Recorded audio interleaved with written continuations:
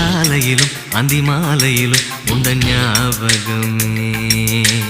அம்மம்மா, முதல் பார்வையிலே சொன்ன வார்த்தையெல்லாம் ஒரு காவியமே. சின்ன சின்ன ஊடல்களும் சின்ன சின்ன மோதல்களும் மின்னல் போல வந்து வந்து போகும்.